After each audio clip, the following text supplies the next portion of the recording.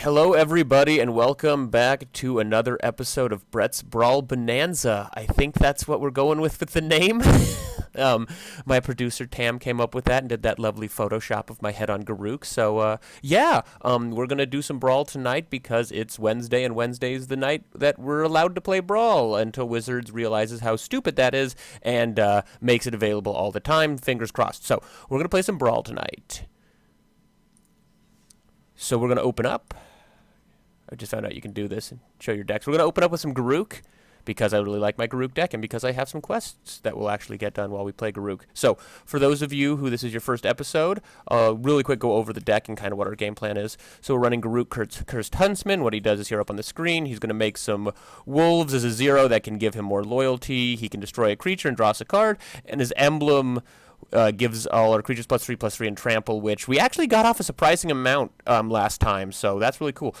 So it's mostly a mid-range deck. We're just running a fair amount of ramp. We want to get Garruk out as quickly as possible. Turn 5. I managed to get him out turn 4 recently, which was super awesome. So we've got a pretty reasonable ramp package, and then we just kind of go into normal removal and mid-range threats. And we have a couple high-end things that we want to ramp into once we've done a little bit of accelerating that aren't just Garruk. So let's stop talking about it and start playing it. So we're going to get into the queue. Pick Garruk. Oh. And we're going to play.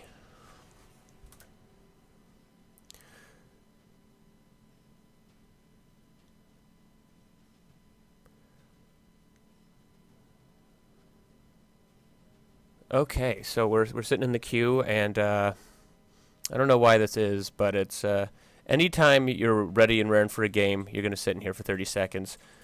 The moment you've realized that something's gone wrong or you picked the wrong deck and you hit cancel, you will be immediately launched into a game, at least in my experience. Now, maybe that's not.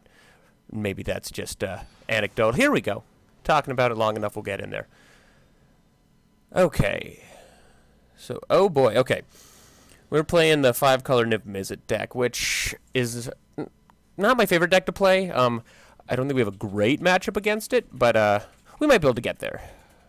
So we're going to give it a go. Our hope here is that our opponent is going to stumble and that we are not. Obviously, that's kind of how we generally want to be when we're playing Magic, but if his game plan goes off consistently and well, we are probably going to lose because we can't generally compete with the amount of cards Niv Mizzet draws now. Because we're in 2 colors and because we can start stacking these emblems, there is a scenario where we might be able to pull that off, but we'll just have to see. So we're going to get Vrask out here, and we're going to make it so he doesn't get to ramp. Or I should stop saying that. I always keep saying my opponent is he. I should say they, because I don't know. So I like our start so far. They have a lot of the colors they need. They're a turn-off Niv Mizzet, it looks like. Now, they could always get a bad draw off the Niv Mizzet, which is kind of what we're hoping. There's plenty of decks. Ooh, that's a little bit rough. There's plenty of decks where you can, if my game plan works and their game plans work, I've got an advantage. This is not the situation with this deck, just because the raw card advantage that Niv Mizzet produces is just absolutely incredible. What do we need? Let's grab a swamp. Make sure we've got our Liliana to play when we get there. This is not exactly where I want to be, but we'll stick Savvy Hunter. We'll stick a threat. We're not going to do anything with Vraska yet. We're just going to get her ticked up. Once we start making some food, we can potentially sack those to gain some life and draw a card with Vraska. I'm happy we have a Planeswalker stuck. It sucks we lost our mana creature here because that's going to put us back from Garruk as quickly as I'd like. Now, we do have a potential answer to Niv Mizzet, but I'm not a huge fan of Assassin trophying people's commanders just because it gives them the land, which means it's much more likely that they'll just get their commander back out. So yeah, Niv Mizzet is coming down next turn, it looks like. So let's see what we can do here. So first off, we're going to beat in with Savvy Hunter. And then we're going to sacrifice that food that we just made. It's just not going to cost us anything. I'm going to get another card. We're going to just play Temple, which is perfect. Perfect. It's going to set us up for Garruk next turn. And then we've got a couple instant speed options, so we're just gonna see what they do. Which I'm gonna bet Niv Mizzet comes down. And 3, 4, 5. We have 6. So if we Assassin's oh that sucks an incredible amount. Oof. Okay. We probably aren't coming back from that, but we'll try. We'll try.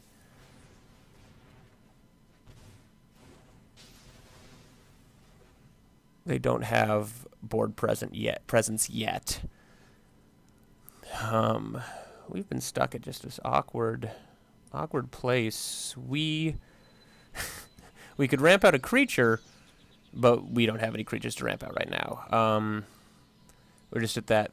We've lost 2 mana sources so far this game, so we're way farther back than I want to be.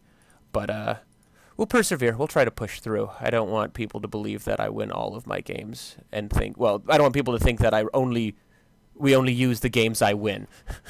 So we're going to see what happens. I'm going to bet Niv Mizzet. There it goes. Okay. So let's see how bad this is. So killing Niv Mizzet is kind of a bad call, because as of right now, he's not the most dangerous thing in the world. He's just a 6/6. Let's see what we got now. Oh, goodness gracious. Okay, though, they just drew 5 cards, which sucks. Now,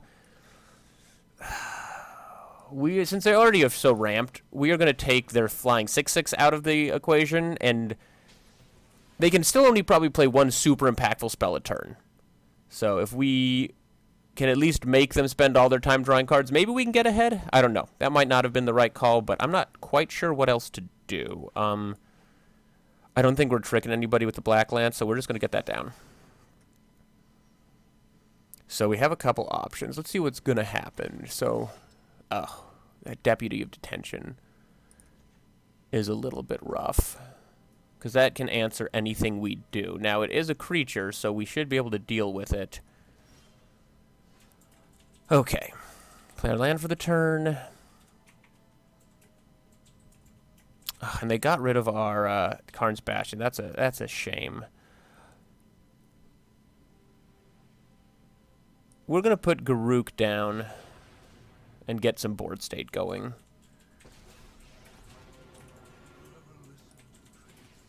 We're going to get our wolf friends, and then we'll see if he can answer absolutely everything. Our dream here is to get that emblem down, because the deck gets really scary once every single creature we play becomes horrifying. So let's see what's coming down. Ethereal Absolution wouldn't surprise me. This card is incredibly strong. Oh, okay. We are going to Command Zone Garruk. I'm curious what path he's going to... And there's the Absolution. Okay, which makes our board really pretty pathetic, to be totally honest. Ooh, that's nice. Okay. Yeah, let's deal with some of this stuff. And we'll get rid of his command tower. Did I blow up my... No, okay. I was worried I blew up my own wolf there with the auto-targeting.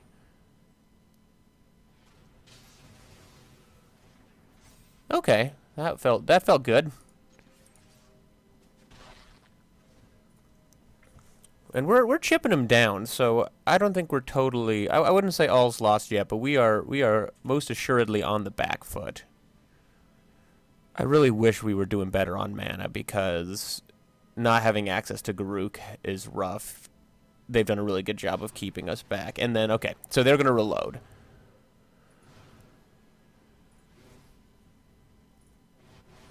Oh my gosh, 1, 2, 3, 4, 5, 6. Okay, they just drew 6 new cards. Goodness gracious. And they have a flying 6/6.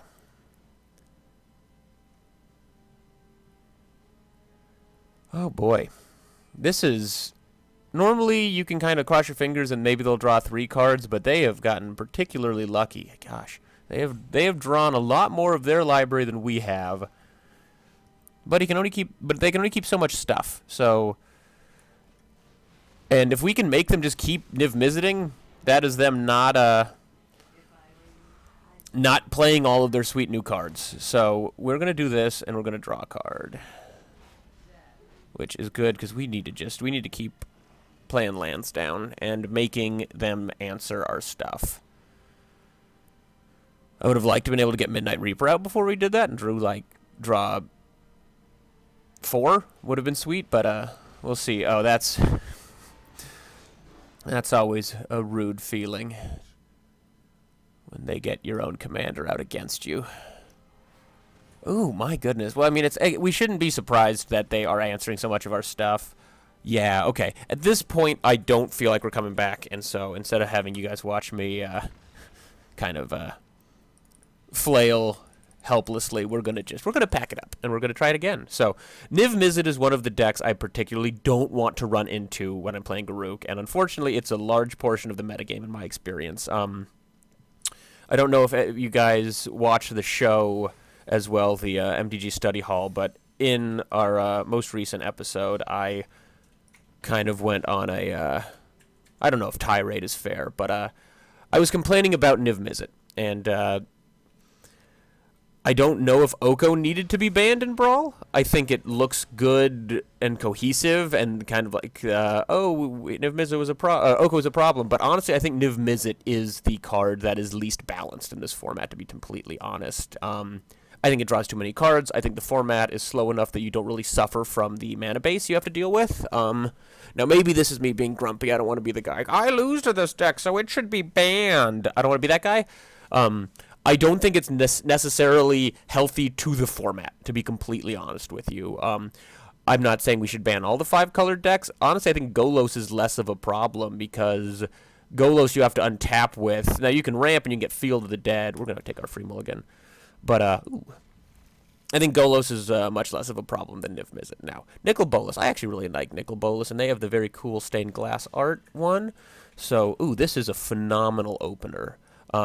Now, I wouldn't be surprised if our mana creatures get taken out, at least one of them, but if our mana creatures don't get taken out, we get to live the turn 4 Garruk Dream, which is always a blast. So it's really important if they want to curve into Nicol Bolas that triple black can be kind of iffy. So I'm a little surprised to see no blue down yet. I have a version of this deck that's pretty dependent on blue, but they might have plenty of blue mana in their hand, and that was absolutely the right play. Anytime you can spend 2 mana and take out your opponent's mana dork, you are in a good spot. Now, one of the lovely things about Paradise Druid is it is hexproof as long as it is untapped, so we can potentially keep it held back and let us get and preserve it from getting taken out. Oof. Okay. Dreadhorde Butchered is a very strong card, and we need to deal with it sooner rather than later because it will completely get out of hand. I didn't want to trade the Paradise Druid with it, and now maybe that would have been the right call. I would feel very uncomfortable Assassin's Trophying it.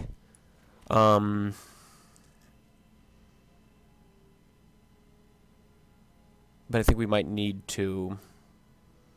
Now, we could wait till their turn to take it out. We're going to hold off for right now. We're not attacking because we don't want our Paradise Druid getting taken out by the Dreadhorde Butcher if we do decide to Assassin's Trophy it. I don't think we can leave the Dreadhorde Butcher around, and with their mana set up, we are allowing them a Nicol Bolas. I think we're just going to fire this off. And if they are going to play a Nicol Bolas, then, and that was, we could have held that back, and we could have done that while they were tapped out, and I was thinking about it, but I was hoping they'd maybe commit to something else, so that's a little bit rough, but that's okay. That's a counterspell that didn't stop our commander, and they aren't getting Nicol Bolas out this turn, so that's good for us, at least there. So, I guess we want to ask, is it worth it to bite this bullet, or do we want to push ourselves a turn back on Garruk? I think we're going to let it happen, and this might be a mistake. I'm happy admitting that, because this thing is going to get out of hand. Now that doesn't suck. We're going to need to get this tap land down.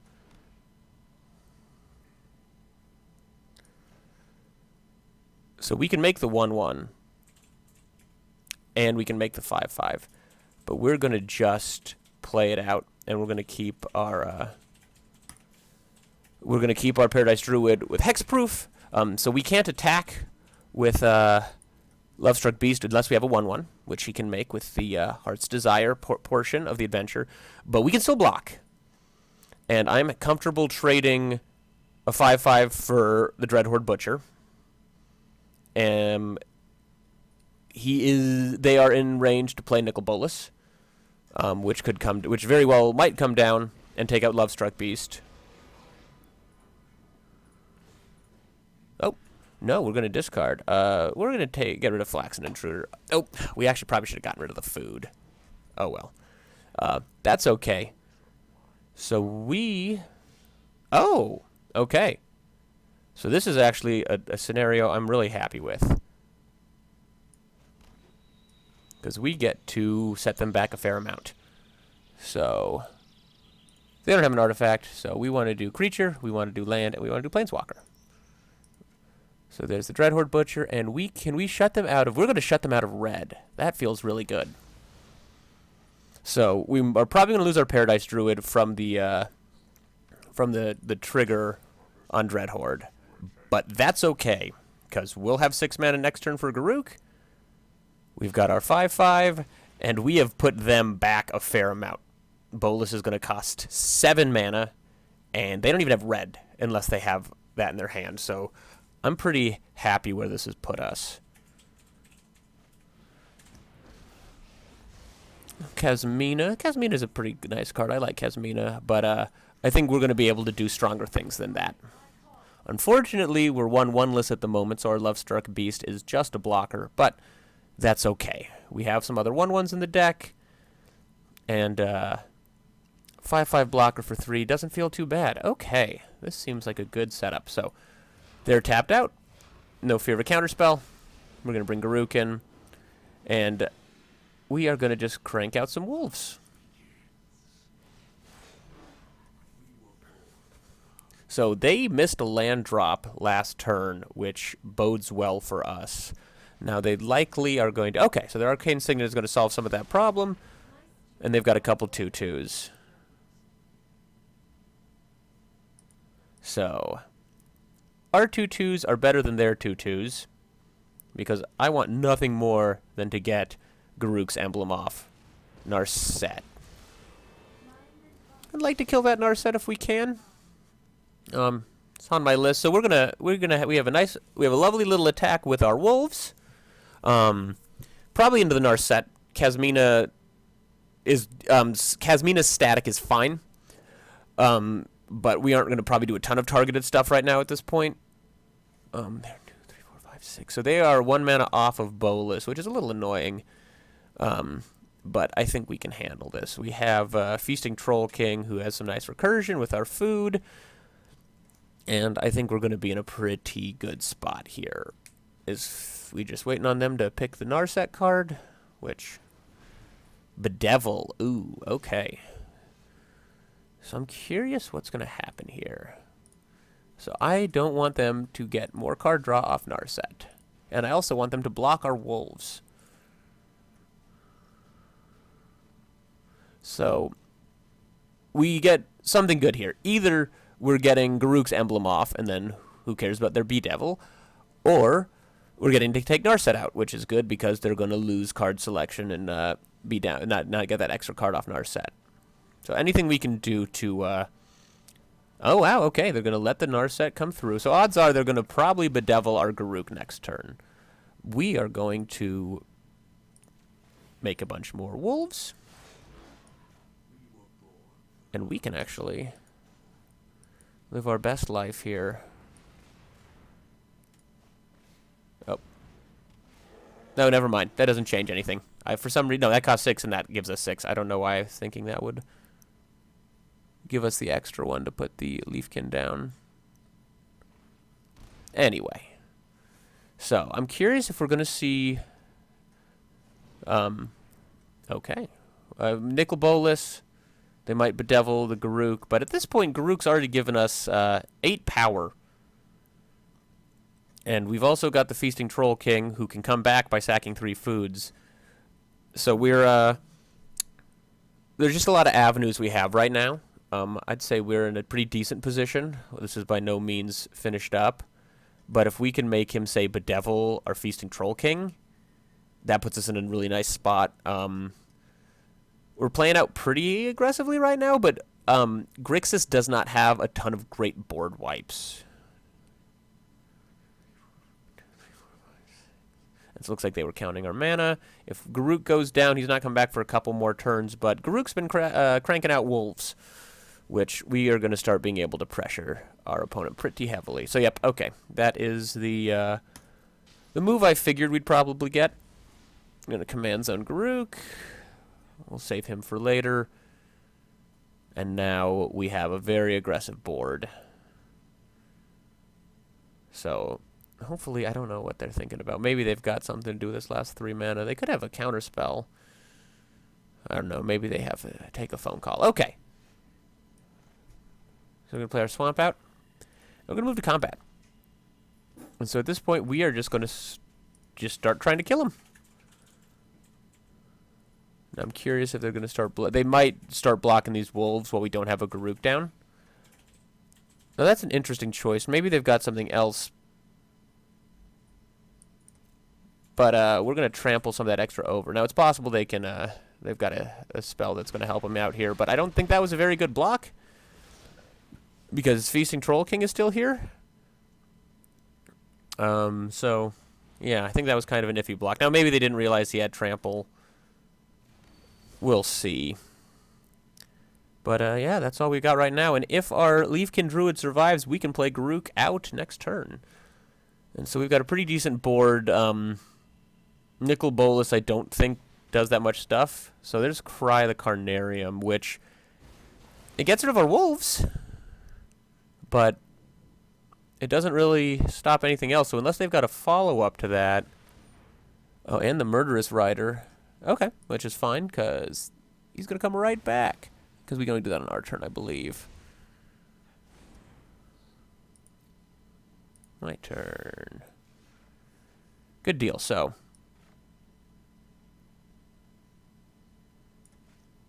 okay, just checking something there. Oh, never. We don't get our Troll King back because of Cry. It got exiled. Okay, so that was pretty heads up. That makes a little more sense. So that's kind of a bummer, but that's okay. I don't think we need the Feasting Troll King to win. If he wants to tap out and play Bolas and kill our Garruk, then we're going to kill his Nicol Bolas and have some impressive creatures on the ground still. So I think that's probably the only good move here. I don't think it makes much sense to plus Nicol Bolas right now. Maybe he will. Maybe they will. But we'll see. I think their logical play is to take Garruk out. But then we're going to take out Nicol Bolas and put them... then I guess they'd have to play another... they'd have to draw another mana source to get Bolas. And have to be an untapped mana source to get Bolas next turn. So we're just waiting. Our opponent's a little bit slow, but... I don't know. Magic's hard. Sometimes I'm slow. So, once upon a time, this card's nuts. It should not have been printed, ever. It's way too strong. It's not in its most ridiculous right now, but it's still very, very good. So, okay. Unsurprising. We're going to lose Garruk. We're drawn. Ooh, that's a nice card to have. So, they're tapped... they can't do anything scary, so normally we would not do this pre-combat, but maybe we'll get something like Questing Beast that could matter. So we're going to do this pre-combat main phase. Oh, this is nothing too impressive. I don't think their board is going to get scary enough for Massacre Girl. I'm going to just get another land so that we can Garruk next turn. And then... we're going to finish off... I don't think Kazmina's really doing much to us, so I'd like to get their life total lower. And yeah. So we are in a pretty decent spot at the moment. And we're just gonna pass it over. Now land Nicol Bolas is possible. And there we go, and that's certainly an option. Oh, Murderous, just bring down the 2/3.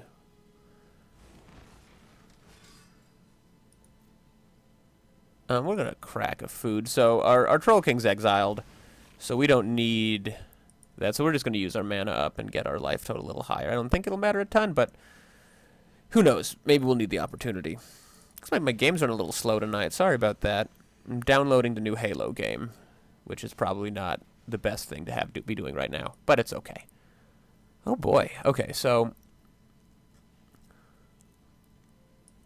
we're gonna play Garruk out. And then we're going to attack our opponent. That's very good. We wanted that to happen. So Bolas is likely going to come down next turn and take Garruk out. We are going to take our opportunity here to get that emblem. This emblem unfortunately makes Lovestruck Beast basically a permanent blocker, because we aren't going to have any 1/1s anymore, but that's okay. We can, all of our mana creatures, all of our creatures, everything is now just scary as all get out. So he can bring Bolas in, and he can take out a 5/5 wolf, but we have a 3/6. We're going to have a 5/5 flyer in the air. Our 5/5 flyer can go get us Paradise Druid, which is just going to be on the attack. We could have kept the wolves there. Oh, that is an interesting... Okay. Now, Chandra is way less good when her -3 doesn't clear our board. She might just put a clock on us with that +2. Normally, Chandra is not a underwhelming card. I think in this particular instance... Yep, okay. That does not feel... It does not feel good to come in and take out a token with your 6 mana uncounterable Planeswalker. So we are going to go in at Chandra, because that is a card that could potentially get out of hand. Now, unfortunately, we don't have Garruk mana at the moment, but that's okay, because we get to put 2 more creatures down, and our creatures are all scary big.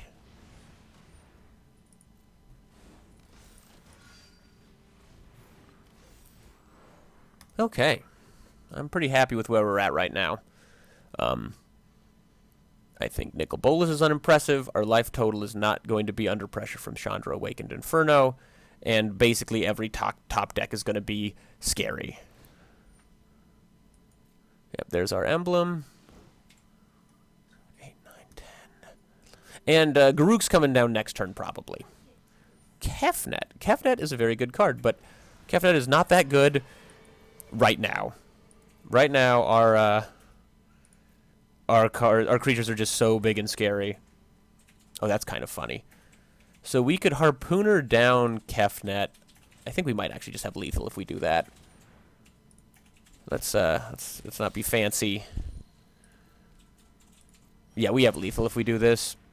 We just swing it. Yep, there it is. Okay, so there you are. That was a good little grindy game. So yeah, that's the kind of deck that Garruk, I think, this is the kind of deck that Garruk does well against. It is hard to deal with as much value as we can generate, and that Garruk emblem is a very achievable emblem. We don't have to spend turns and turns trying to get it. We can get it pretty quickly. So, okay, that has been some Garruk, and I think we're going to switch it up now.